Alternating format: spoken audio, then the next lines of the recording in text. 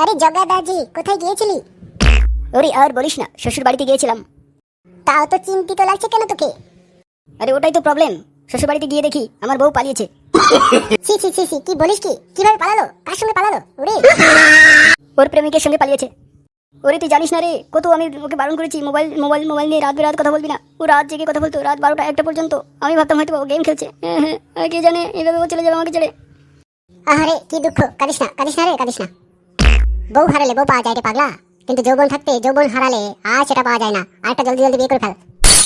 তুই আমার সঙ্গে মস্করা করছিস, আমার এদিকে দুঃখে খুবই দুঃখে বুক ফেটে যাচ্ছে। আরে জগা, তুই তো জানিস আমাদের গ্রাম থেকে বাইরে গ্রামে যেতে হলে কুসুমবের নদীটা পার হতে হয়, আর ওখানে নৌকা পাওয়া যায় না। তাহলে ওখানে কি হয়তো বা তাকে ধরা যেতে পারে। তাই তো, তুই তো ঠিকই বলেছিস, আমি তো ভাবিনি এই কথাটা। ও ঈশ্বর, চল না তুই আমাকে একটু সাহায্য করবি। আচ্ছা ঠিক আছে, চল। আমরা তো অনেক দূরে চলে এসেছি, এবার নদী কি করে পার হব? কি যে মুশকিল হলো, এখানে একটাও নৌকা দেখতে পাচ্ছি না। আজ কি আছে কপালে?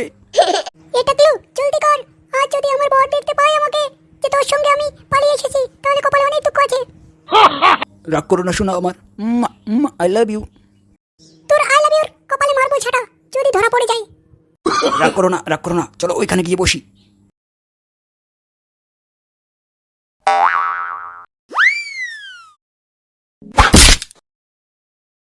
তুই আমাকে ছেড়ে চলে আসতে পারলি?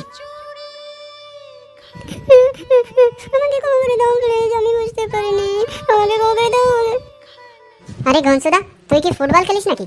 এক লাঠিতে পগার পার করে দিয়েছিস ওই শালার বেটাকে। আমার রাগ মাথায় উঠে গেছে রে পচা। প্লিজ আমাকে ক্ষমা করে দাও প্লিজ, আর এরকম ভুল হবে না। আমি অনেক বড় ভুল করেছি, ওই শালা আমাকে লোভ দেখিয়েছিল। আরে ঘনসু, তুই বৌদিকে ক্ষমা করে দে, কিসের জন্য এত রাগ করছিস?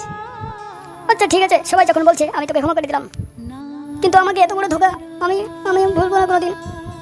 সত্যি এরকম কোনোদিন করবো না। আমি তোমাকে অনেক ভালোবাসবো, অনেক অনেক।